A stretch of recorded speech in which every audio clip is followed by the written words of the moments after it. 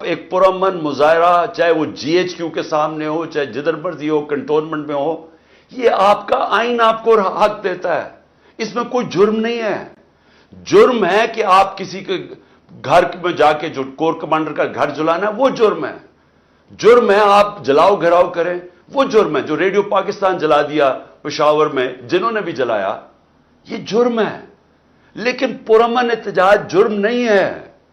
تو انہوں نے بدقسمتی سے فائدہ اٹھاتے ہوئے یہ جو آرسن ہوئی ہے، میں پھر سے ریپیٹ کرتا ہوں، یہ بالکل، اب میں تاریخ کا سٹوڈنٹ ہوں، جرمنی میں 1933 میں ہٹلر نے جو پارلیمنٹ کو آگ لگی تھی اس کو استعمال کرتے ہوئے اس نے ساری اپوزیشن جو کمیونسٹ تھی اس کو ختم کر دیا۔ یہ بالکل وہی ہو رہا ہے ہمارے ساتھ۔ پرامن عورتوں کو پکڑ کے جیلوں میں ڈال رہے ہیں۔ کون سی؟ اچھا مجھے بتائیں، جب عورتیں آپ کے ساتھ نکلی ہوئی ہیں احتجاج پہ تو وہ انتشار تو ہو ہی نہیں سکتا، عورتوں کے ساتھ بھی کوئی انتشار کرتا ہے؟ آپ نے دیکھا پاکستان میں جو انتشار کرنے والے لوگ ہیں، جو ان کی شکلیں دیکھیں، ان کی ٹریننگ دیکھیں، وہ اور لوگ ہوتے ہیں۔ ہماری تو اچھا پھر جس پارٹی نے الیکشن لڑنا ہے وہ انتشار کیوں چاہے گی؟ ہم واحد پارٹی ہیں جو کہہ رہے ہیں الیکشن لڑو، باقی سب بھاگ رہے ہیں۔ سو اینی وے، میں نے کہنا تھا کہ یہ مشکل وقت ہے، آپ کو تھوڑا صبر کرنا پڑے گا۔ قرآن کی آیت ہے کہ ہر مشکل کے بعد میں آسانی پیدا کرتا ہوں۔ ایمان والے لوگ ہمیشہ یہ یاد رکھیں کہ اللہ کا یہ ایک نظام ہے کہ مشکلوں میں وہ لے کے آتا ہے، پھر وہ آسانیاں پیدا کرتا ہے۔ پھر یہ جو ہم ڈرتے ہیں آخر میں تو یہ ہوتا ہے نا کہ مر جاؤں گا میں، سب سے زیادہ خطرہ مجھے ہے، کیونکہ ان کے راستے میں تو صرف عمران خان کھڑا ہوا ہے اس وقت، 2 دفعہ قتل کرنے کی کوشش کر چکے ہیں۔ تو دیکھیں، اگر مجھے خوف نہیں ہے، کیونکہ میرا تو ایمان ہے کہ اللہ نے جب تک اس کا فیصلہ نہیں ہے میں اس دنیا میں ہوں، اس لیے میں ایک آزاد انسان ہوں۔ میں اپنی قوم کو بھی میسج دیتا ہوں کہ کبھی بھی یاد رکھیں، غلاموں کی کوئی پرواز نہیں ہوتی، غلاموں کی کوئی ڈیسٹنی نہیں ہوتی۔ غلاموں کی زندگی میں صرف ذلت ہوتی ہے۔ تو آزاد اپنے آپ کو کریں ان چیزوں سے۔ یہ جو خوف پھیلایا جا رہا ہے یہ کچھ نہیں کر سکتا آپ کا۔ یہ تھوڑی دیر کے لیے کوشش کریں گے، یہ کر ہی نہیں سکتے۔ پاکستان میں اتنے جیل ہی نہیں ہیں، ہمارے آگے جیل بھر چکے ہیں، ان کے پاس جگہ ہی نہیں ہے اتنی، یہ زیادہ دیر کر سکتے ہی نہیں ہیں۔ لیکن ہم ایک دفعہ ایک خوف میں آ کے ان کے سامنے ہم نے گھٹنے ٹیک دیے تو اس کے بعد اس ملک کا کوئی مستقبل نہیں ہے، یہ اپنے ذہن میں ڈال لینا۔ بشرا بیگم کا آپ کا دے دوں گا ان کے آپ کی گڈ وشز، لیکن یاد رکھیں وہ ایک ایمان والی خاتون ہے، ان کو اللہ پہ اتنا ایمان ہے، اس کو کوئی انفیز رہتی ہیں وہ تو، بلکہ میں کئی دفعہ اس کے لیے زیادہ فکر کرتا ہوں۔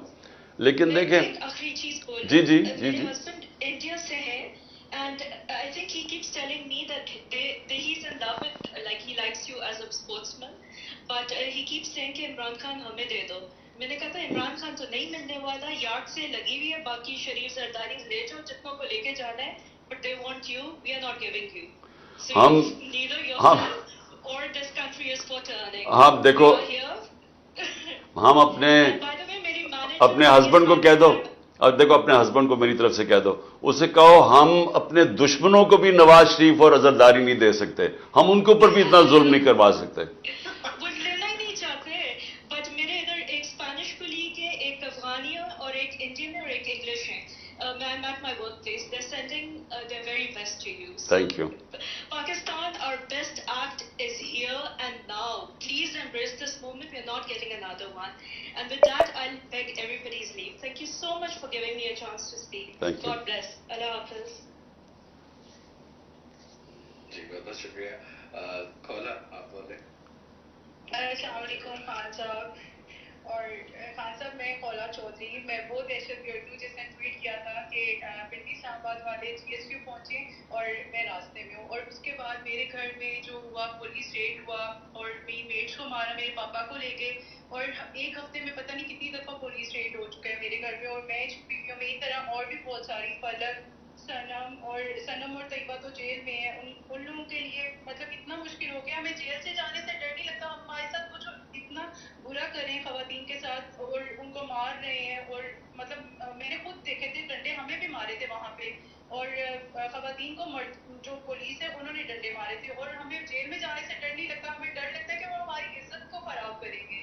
اور خان صاحب ہم تو چونٹی ہیں، آپ کے ساتھ انہوں نے چھوٹی ہیں, ہمارے ساتھ کیا کریں گے, ہم اس سب سے کیسے نکلیں گے؟ دیکھیں, سب سے پہلے تو میں پھر سے ریپیٹ کرتا ہوں کہ میں نے کبھی اپنے پاورز کو, جو اقتدار میں بیٹھے ہوئے لوگوں کو, اس طرح گرتے نہیں دیکھا. میں نے کبھی اپنی زندگی میں خواتین کو ایسے ٹریٹ کرتے کسی کو نہیں دیکھا. پروٹیسٹ کر رہی ہیں عورتیں, پرامن پروٹیسٹ کر رہی ہیں. جس طرح انہوں نے بالوں سے پکڑ کے ان کو گاڑیوں میں ڈالا, جو دھکے مارا, جو کیا, یعنی مجھے ابھی تک سمجھ نہیں ہے کہ یہ کیا مائنڈ سیٹ آ گیا ہے. یہ کوئی عجیب سا ذہن آ گیا پاکستان میں کہ اس نے فیصلہ کیا کہ ڈنڈے کے زور سے اس نے سارے ملک کو بھیڑ بکریوں کی طرح سیدھا کر دینا. یعنی جو میں کہانیاں سن رہا ہوں عورتوں کو, جو بھی آپ نے بات کی, تو میں صرف آپ کو یہ کہنا چاہتا ہوں کہ یہ بہت ہمارے لیے مشکل, عورتوں کے لیے خاص طور پہ, کہ جو عورتوں نے سفر کر رہی ہیں اس وقت. میرے لیے سب سے تکلیف دہ ہے کہ ان کے اوپر وہ, یعنی پہلی دفعہ عورتیں نے اتنی تعداد میں پالیٹکس میں شرکت کی ہے. پہلی دفعہ ہماری خواتین نے اس حصہ بنی ہے اس موومنٹ کا کہ اپنے آپ کو آزاد, حقیقی آزادی, پھر میں کوالیفائی کر دوں, حقیقی آزادی کا مطلب ہوتا ہے انصاف. اس کا مطلب ہوتا ہے کہ جب آپ کے فنڈامنٹل رائٹس کی حفاظت کرتا ہے ایک ملک کا نظام. اس کا مطلب یہ ہوتا ہے کہ کمزور کو طاقتور سے تحفظ دیا جاتا ہے. وہ لوگ پھر آزاد ہو جاتے ہیں, وہ پھر ان کی پرواز اوپر ہوتی ہے. کوئی ملک آج تک ترقی نہیں کر سکتا جس کے اندر رول آف لا نہیں ہوتا. تو سب کے لیے ایک چیز سن لیں, رول آف لا انڈیکس میں 140 ملکوں میں پاکستان کا نمبر 129 ہے. 140 میں سے 129 ہے. ہم کیسے اوپر جا سکتے ہیں؟ ہم کیسے پروگریس کر سکتے ہیں؟ انویسٹمنٹ کیسے آ سکتی ہے؟ خوشحالی ملک میں کیسے آ سکتی ہے؟